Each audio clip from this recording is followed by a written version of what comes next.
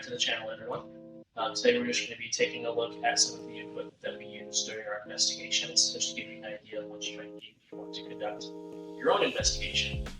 We're just going to kind of go briefly from left to right across the table here, explain what everything is, purpose for it, what we really use it for, and hopefully you guys can get a better understanding of what all this equipment is for.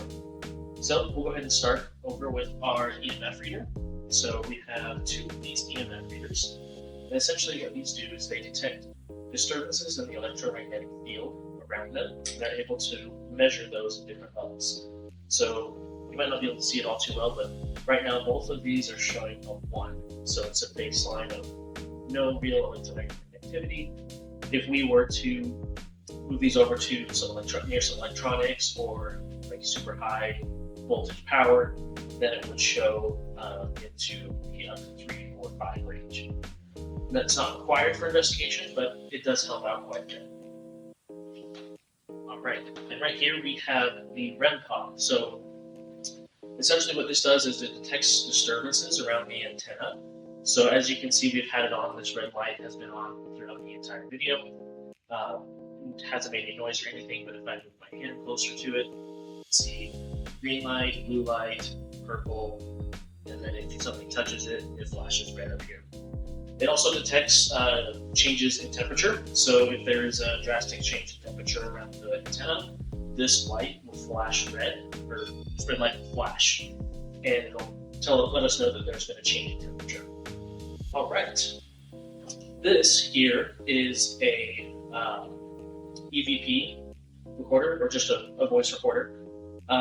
These are super handy. You can just record and ask questions and do a live review with one of these. But these are very useful. Not too expensive either, so they're pretty cheap. Next, we're looking at a Spirit Box. So this essentially sweeps radio frequencies. You can either go AM or FM. You can choose how fast the Spirit Box sweeps through the frequencies. So I believe this one has a 300 millisecond, a 250, 200, and then 150. So that's the Spirit Box, very useful. You can also pair this with some headphones, have a headphone jack. So super useful. These are cat balls, and they're exactly what they sound like. They are just little light up cat toys. They're super sensitive to movement. So I'll place them right here and they'll stay lit up for a little bit. But if I even bump these a little bit, even just like a slight movement like that, it sets them off. Now this here, this is a laser grid. That's exactly what it sounds like. I don't think you'll be able to see it on the back here, but it essentially just creates a grid, and spirits can manipulate this laser grid and make it change form and different things. Okay, so this is an IR spotlight.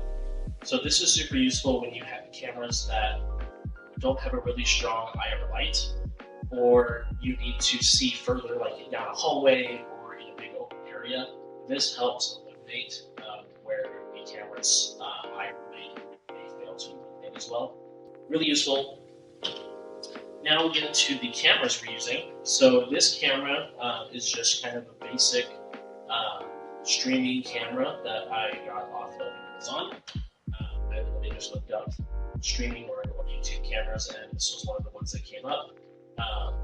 For what you get out of it, it is an excellent camera. So this one's right around $100-ish. It says that it records in 4K. I have not been able to get it to record in 4K simply because the processor in the camera just doesn't write fast enough for it to record in 4K. These two cameras that I got on Amazon also came with these microphones, and they work very well. I did have a small issue in the first investigation we did where this, for whatever reason, was giving out some sort of interference whenever we were using it with the camera. So we did use it for that first one. Okay, so that's pretty much the extent of the equipment we use. All of these cameras did come with backup batteries, so it is a good idea to keep backup batteries with you if you don't have power sources nearby. So a lot of times, like if you're investigating cemeteries, if you're investigating Camp Floyd, that building's pretty old. We didn't have a lot of outlets in places that we would like to have them. Backup batteries are always a good thing. Extra charging cables, so if you do have a power source nearby, you can plug the cameras in so you can get them to charge. Plus, plugging in this to charge other batteries while you're using a battery, so you can just do an exchange. They're investigating, so never run out of power. We did use at Camp Floyd this portable power pack. It's mainly used for camping, so if you're looking for one, you're probably find one in the camping supplies area in any sort of store. But this worked very well. We charged it fully, and I think we maybe only used about a quarter of the battery to record, I think, just over 5 hours of information. So these are really useful. That's pretty much everything that we've used during an investigation. Obviously, the best thing that you can use during an investigation are just your eyes and your ears, and anything you make in video. So changes in temperature, changes in energy, changes in feeling. So again, all of this is not required to do an investigation. I would say bare minimum, what you need is a good flashlight because it's dark and you don't want to trip and fall and hurt yourself, and probably an EVP report or any sort of voice report. Those two, I would say, probably bare minimum because these can be super useful and they're usually pretty cheap.